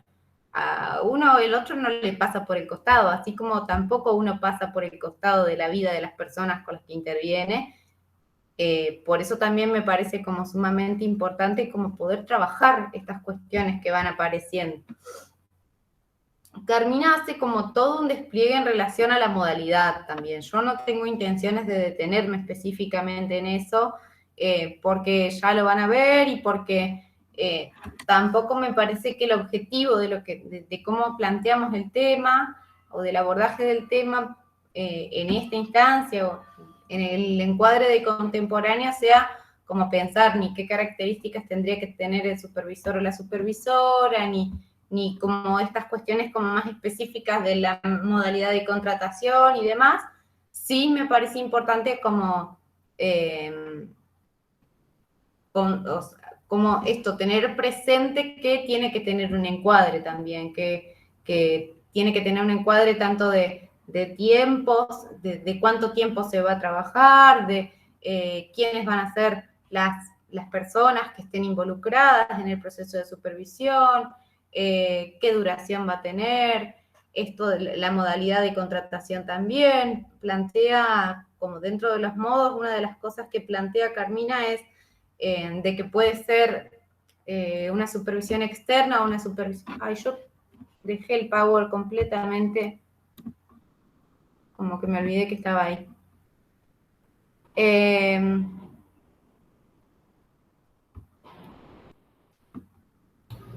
Sí, igualmente, Euge, después se lo podemos compartir al Power. Totalmente. Sí.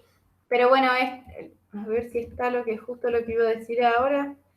Esto, las modalidades de la vinculación con el supervisor, que puede ser interna o externa. Esto que sería una supervisión externa implicaría que se contrate, por ejemplo, a un profesional externo que concurra a hacer el proceso de supervisión.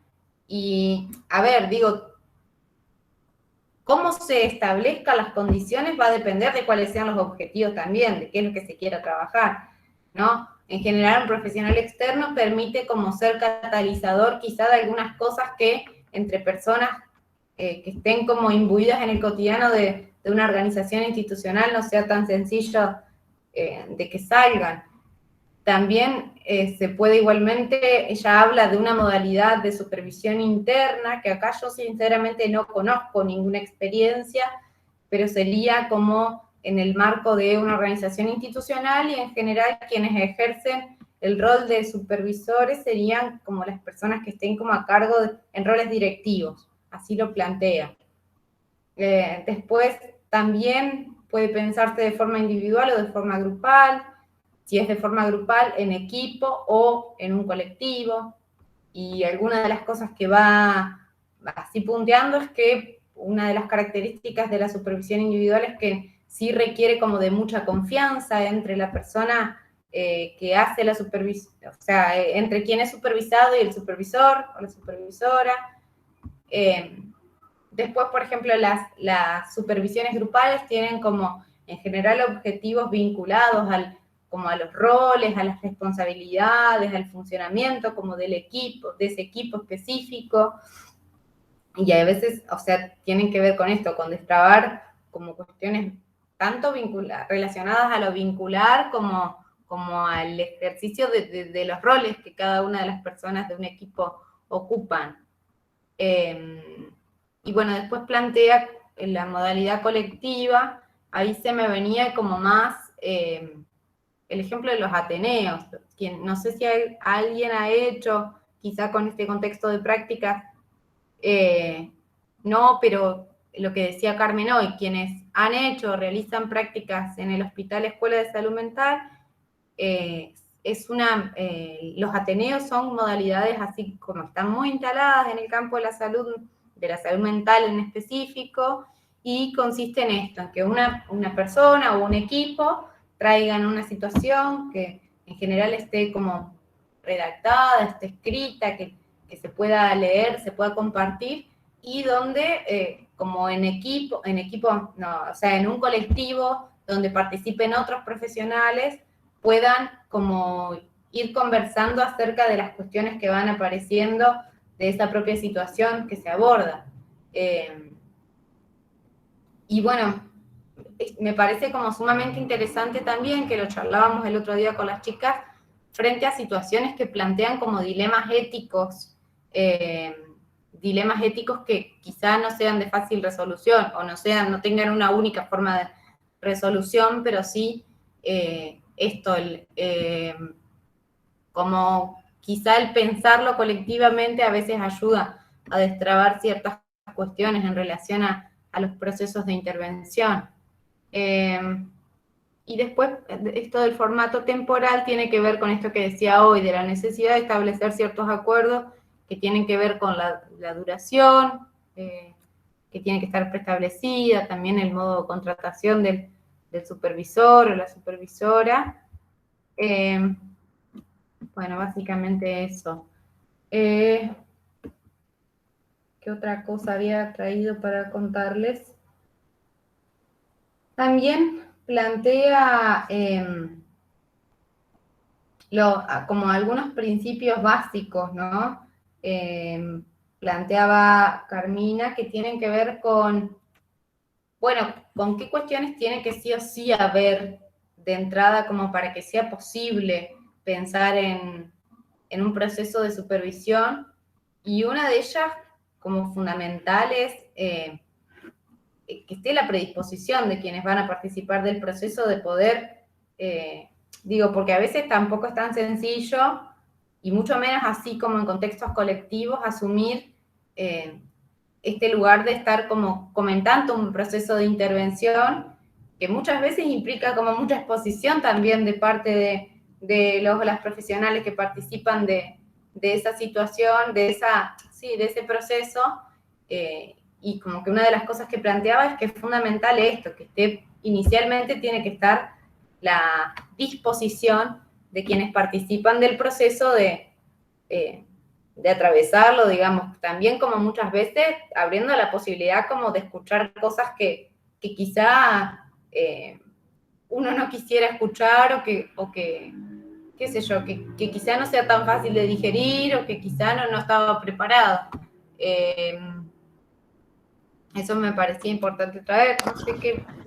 No, ahí respecto a lo que vos decís, a mí me parece que en la medida en que se institucionalice más el espacio de la supervisión, menos resistencia va a haber, porque en general hay bastante resistencia, uno se siente expuesto, se siente examinado, entonces no es fácil, digamos, sumarse a experiencias, bueno, como vos bien decís, tiene que ser, sí, con uno estar convencido de que quiere participar de ese espacio, porque, bueno, hay veces que ese análisis implica revisar cuestiones que uno tiene muy, muy arraigadas, así que cuando esté más, cuando se haga más común, me parece que ahí ya las vergüenzas y todo eso van a disminuir, ¿no?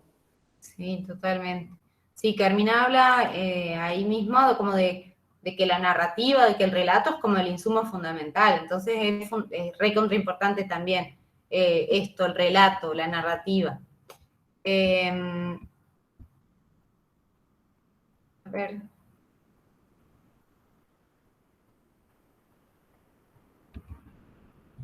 Bueno, esto más o menos es como lo que ya hemos venido charlando, medio desordenadamente.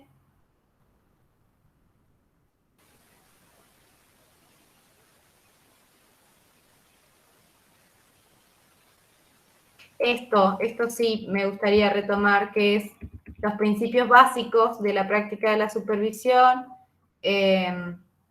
También lo plantea Carmina, son aceptación de todas las instancias de la organización, o sea, como que toda la institución, digamos, la organización institucional esté como aceptando y dándole lugar a ese proceso, ¿no? Con esto, teniendo en cuenta los acuerdos establecidos previamente, la modalidad de contratación, el encuadre, el espacio también, un espacio que sea como un espacio cómodo, de confidencialidad, donde también se pueda como hablar de manera, o sea, en un contexto de confianza. Después plantea también esto de la necesidad de flexibilidad y apertura del supervisor, y porque es así también como todo proceso de análisis, bueno, en realidad se va constituyendo a medida de que se van dando, ¿no? a medida que, o sea, no está como, no puede estar diagramado todo previamente, hay cosas que van surgiendo a medida de que se va desarrollando el propio proceso de los emergentes, de lo que va surgiendo en el propio proceso, y por eso es fundamental que el supervisor o la supervisora tenga cierta flexibilidad de apertura. Después, otra de las cosas que plantea es que el punto de partida en supervisión es el momento singular de cada supervisado, y que esto tiene que ver también con lo que planteábamos hoy, con que tiene que ver con lo que cada uno trae, con la propia mirada, que digo, se puede trabajar sobre una misma situación, pero la puedo plantear yo en ciertos términos, y capaz que Carmen trabaja la misma situación y la ve de otra forma totalmente diferente, o tiene su implicación con las situaciones desde otro lugar totalmente diferente. Después plantea la aceptación de tensiones y cambios, la validación del supervisado, la autonomía y el marco de confianza. Bueno, es más o menos como lo mismo de lo que veníamos charlando. Y los factores presentes en las sesiones de supervisión en los ámbitos psicosociales. 3 son las áreas prioritariamente atendidas. El análisis de los factores que surgen durante la intervención a causa de la complejidad de su estudio, la reflexión sobre las interacciones e interrelaciones entre los miembros de la organización, así como las relaciones en el equipo y con los usuarios, y la atención a las técnicas de intervención y clasificación de marcos teóricos. Claro, acá lo que plantea básicamente es como que se pueden trabajar como, o sea, 3 pueden ser el sobre qué o el objeto básicamente de la intervención. Esto sería, por un lado, o sea, como la complejidad de una situación, o la intencionalidad como de resolver, entre comillas, no es resolver tampoco, pero como de destrabar un proceso de intervención. La reflexión sobre los vínculos, las relaciones, que son generalmente el nudo gordiano de los procesos de intervención, y son sobre lo que más aparece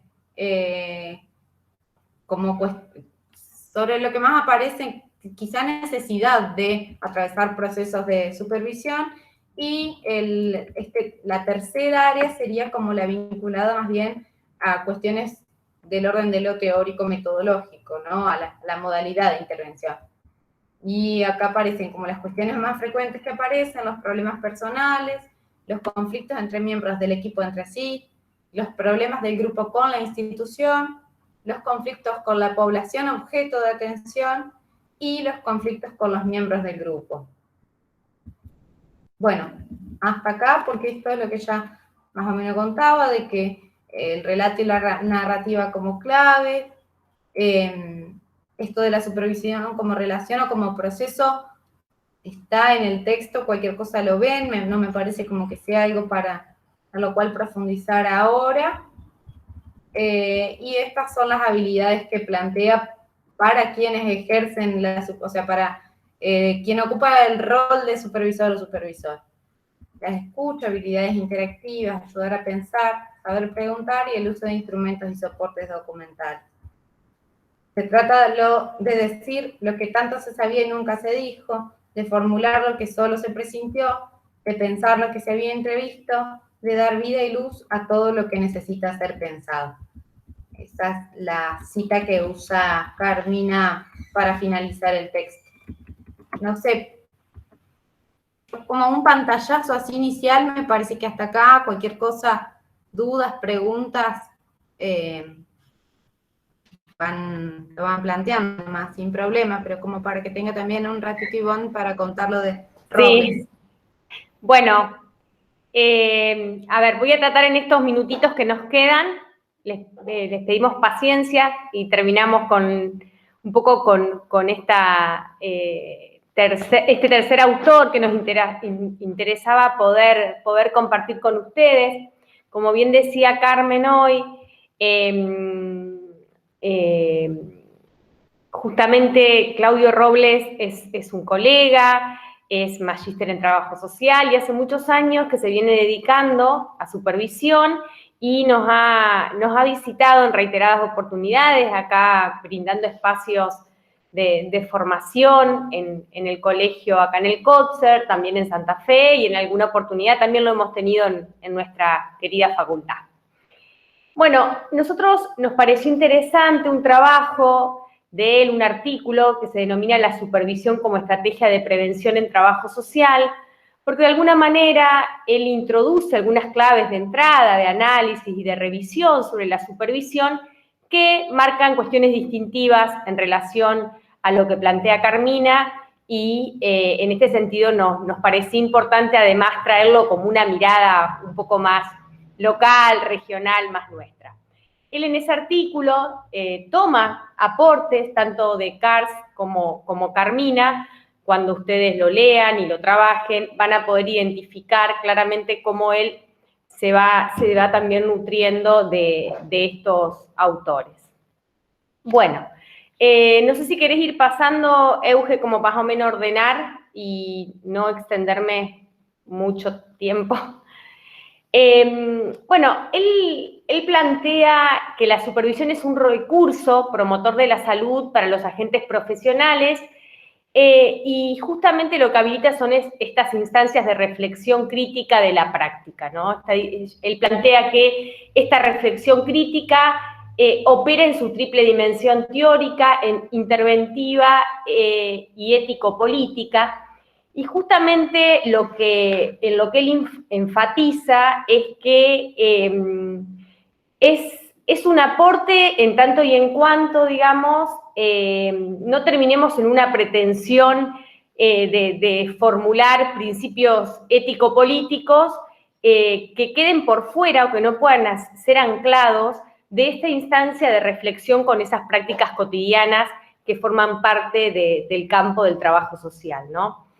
Él ubica la supervisión como una instancia de aprendizaje, en este sentido parafrasea un poco a Paulo Freire, y él dice que antes de tratarse de un análisis de resultados, justamente tiene que ubicarse como un proceso, ¿no? Como un proceso de aprendizaje donde el supervisor ayuda, ¿no?, a explorar y a promover esa instancia de análisis. Él dice, es una instancia en la cual nos supervisamos, mediatizados en la relación con los otros, ¿sí? Y donde solamente puede llevarse adelante en tanto y en cuanto exista, ¿sí?, esa necesaria predisposición a autocorregirse, ¿no? Esto que un poco hoy también decía Eugenia, reflexionar sobre nuestra propia práctica, reflexionar sobre nuestros propios procesos de intervención y justamente a reflexionar entendiendo, digamos, que también la supervisión, nos dice Claudio, introduce un aporte muy significativo en el desarrollo de roles al interior de nuestras instituciones y posibilita que la intervención se realice desde un vínculo que brinda seguridad al trabajo social, ¿no? Esto es interesante. Él dice, en ese espacio de supervisión uno va adquiriendo, ¿sí?, va adquiriendo herramientas, va adquiriendo justamente, digamos, va atravesando un proceso de revisión y reflexión que nos posibilita, digamos, consolidar, ¿sí?, ese lugar, ese rol, ese vínculo que nosotros como profesionales desarrollamos al interior de la organización o de la institución de la cual formamos parte. Entonces, en este sentido, él dice que también nos aporta claramente en la posibilidad de disputar de manera contundente los espacios profesionales, ¿no? Y bueno, en esto hace mucho hincapié en la importancia de poder estar en permanente revisión, en permanente perfeccionamiento, en permanente proceso de formación al interior de los campos en los cuales ejercemos nuestra intervención profesional. Bueno, la ubica como una práctica dentro del ejercicio independiente de la profesión y bueno, dice que su frecuencia generalmente es mensual y que tiene una duración aproximadamente de 90 minutos.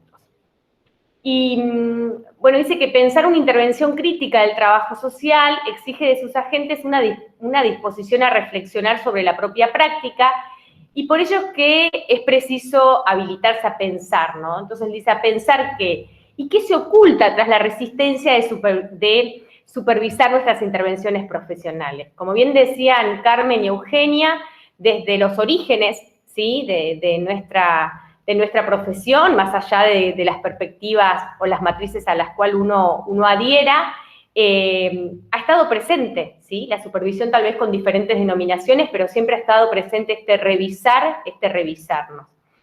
Y acá es interesante, porque él dice, bueno, a ver, ¿qué se oculta detrás de esta resistencia? Entonces dice que en sus años de experiencia, que ya son más de 20 años de experiencia en supervisión, dice que el primer argumento que aparece es del orden de lo económico, ¿no? Y en ese sentido, él dice que no deja de tomarlo y que justamente a él, con el correr de los años, le ha permitido pensar en la necesidad de instalar la supervisión como un derecho, ¿no? Como un derecho en aquellos espacios y organismos público-estatales, ¿sí? Y en este sentido, él dice, debería ser garantizado gratuitamente la posibilidad de acceder, por supuesto, a la supervisión, entendiéndola como un derecho. Dice que otra de las cuestiones que también aparecen como hacer, digamos, tomadas, es, bueno, es la supervisión, bueno, ese espacio donde vamos a hacer una idea de un espacio donde uno va a hacer catarsis y va a poner como un poco ahí en escena la queja individual o para transformarla en queja colectiva. Y él dice que en este sentido, bueno, lejos de no tomar, ¿sí?, esa queja, él dice, bueno, justamente la supervisión contribuye, ¿no?, a superar esa queja y en este sentido dice, teniendo en claro que la queja en realidad lo que hace es como obsturar cualquier posibilidad de reflexión. Él utiliza la palabra que la queja hipotetiza, o sea, no nos permite, digamos, justamente revisar y totalmente en forma contraria lo que hace es justamente paralizarnos, ¿no? Otra de las cuestiones que él dice es que la propia mirada, ¿sí?, la propia mirada nuestra es lo que a veces más tememos los profesionales, ¿no? Dice, la propia mirada se transforma en aquello del orden de lo más temido por nosotros mismos, ¿sí? Y en este sentido, bueno, él lo que plantea es que absolutamente por fuera de ser la instancia de supervisión, una instancia de control o de evaluación, tiene absolutamente otro objetivo, como bien desarrollaba Eugenia, tomando los aportes de Carmina, y que tiene que ver con esto, ¿no?, con un espacio en el cual uno pueda enriquecer y pueda revisar su propio ejercicio profesional.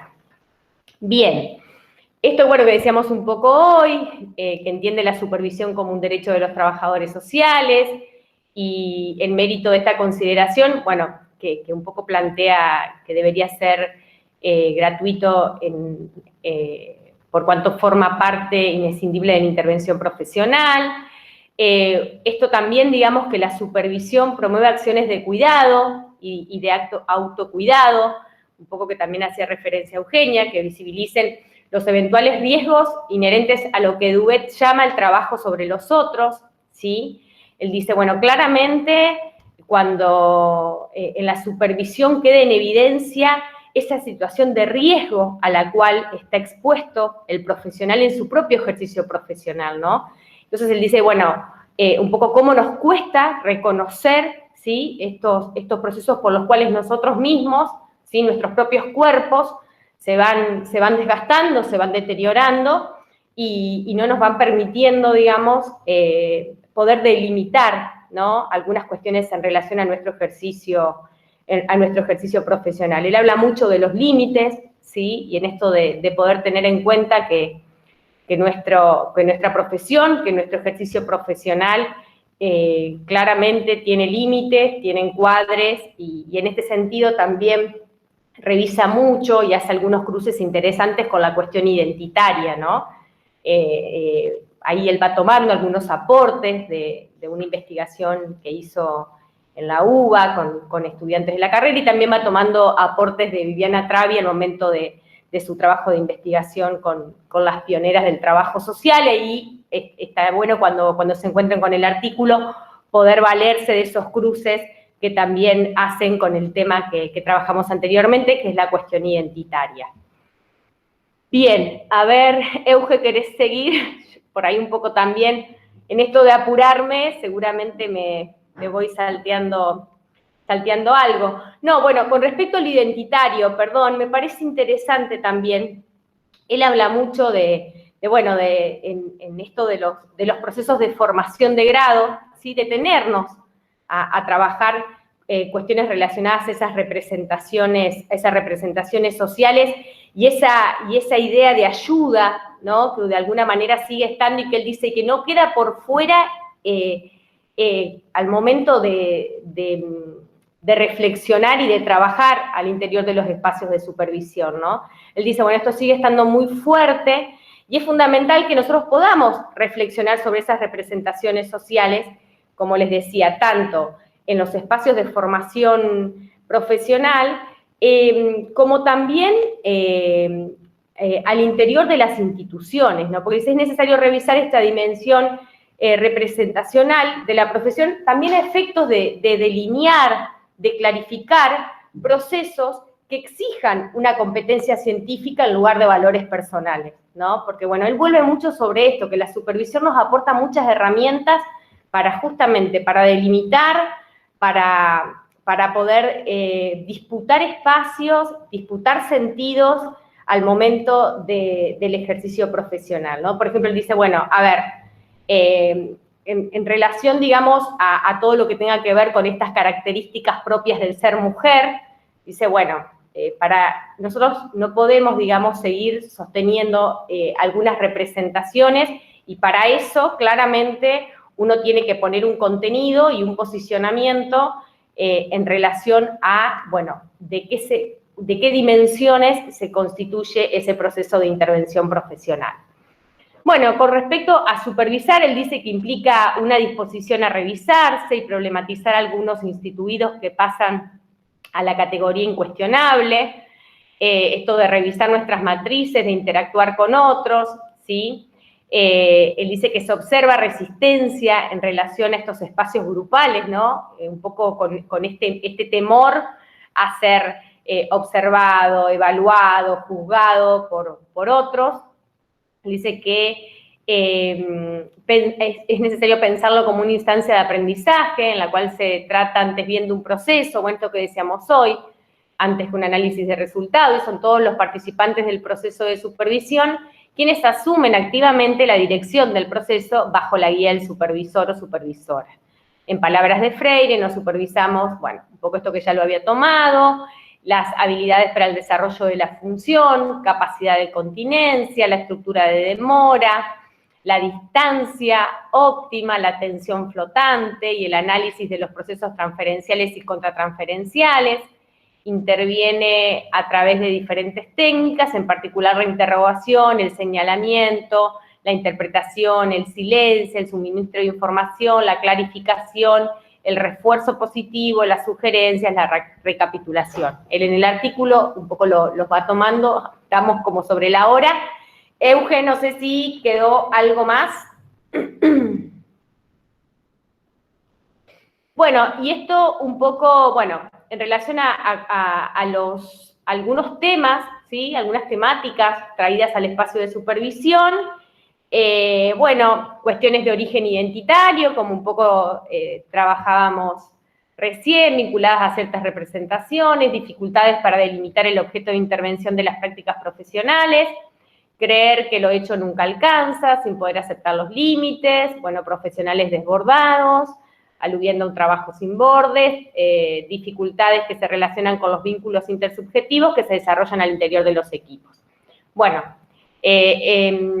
rápidamente traté de hacer una síntesis. A ver, creemos, un poco como decíamos al principio, bueno, nosotras particularmente es un tema del programa que nos atrae muchísimo y además desconocemos puntualmente la situación de cada una y cada uno de ustedes, pero bueno, en lo que refiere al proceso de formación, nuestra cátedra creemos que es una de las que lo trabaja con detenimiento como un tema que constituye la segunda unidad, y en este sentido, bueno, creemos que es importante que pueda ser comprendido. Los invitamos a que puedan leer los 3 textos, los 3 autores, que nosotras un poco seleccionamos, como decía Carmen, hay otro montón, pero bueno, un poco desde la cátedra hacemos este ejercicio también de hacernos cargo de los autores que seleccionamos, porque bueno, de alguna manera están en consonancia con cuestiones que para nosotras son significativas.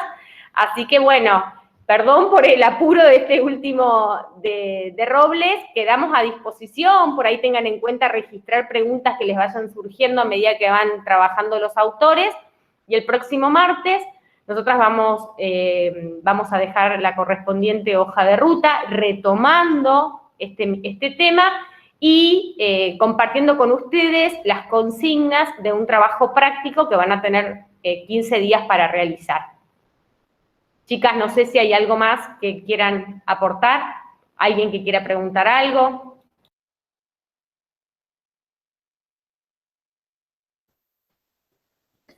No, me parece que después cuando se conecten, se vinculen con el material, ahora, Jimé, va a haber una mayor comprensión de lo que quisimos transmitir, que bueno, es bastante novedoso para ustedes y para nosotros es más que nada del orden de lo conceptual, porque tampoco yo alguna experiencia de algún trabajo, de algún ateneo, cosa por el estilo, pero en general no hay demasiadas experiencias que hayamos atravesado de haber sido sujetos de supervisión o supervisadoras, digamos, supervisoras.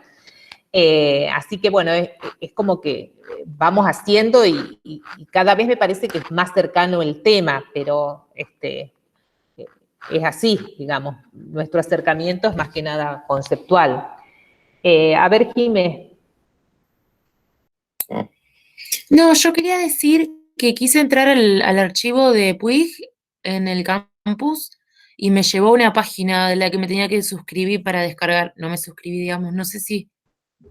Bueno, ahora lo vamos a revisar y si Las dudas para el TP. por ahí, qué sé yo, los enlaces o cambian las páginas o no sé, o no están O más tienen disponibles. vencimiento algunos. No Claro. sé si es apropiado el término, pero tienen como un tiempo. Pero los chequeamos y si no subimos, yo lo tengo descargado, así que no hay problema. Cualquier cosa, sí. Bárbaro. Está bien. ¿Grise? Griselda, ¿querés? Levantaste la mano. Ay.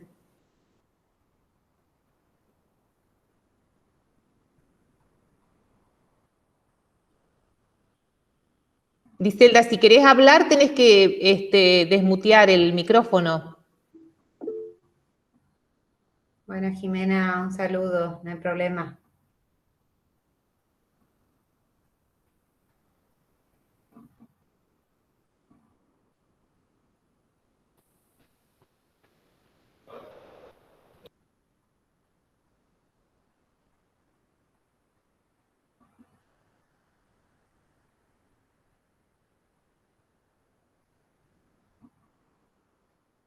Bueno, Griselda, no sé qué lástima. Si no, mandalo por escrito o por mensajería.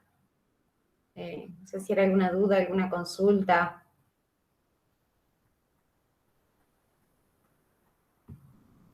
Ah, claro. Un texto de Omar Alonso que habla de síndrome de Burnout. Buenísimo, lo tomamos, así lo leemos.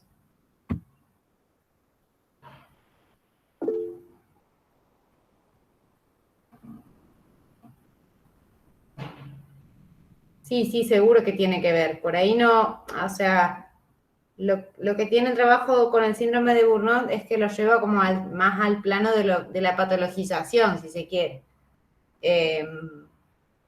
Pero sí, vinculación Tiene que ver con el agotamiento y el malestar, sí, bien. Eso quizás Sandra me parece que en una época lo daba en... Sí. Bien, bien, Griselda, está bien el aporte. Bueno, después dejamos las consignas para el trabajo, pero va a ser un trabajo reflexivo, así que en análisis institucional, claro. Así que, bien, nos estamos viendo entonces más, la semana que viene hay hoja de ruta y después hay mesa de examen. Exacto, la siguiente. Bien. Bueno. Bueno, gente.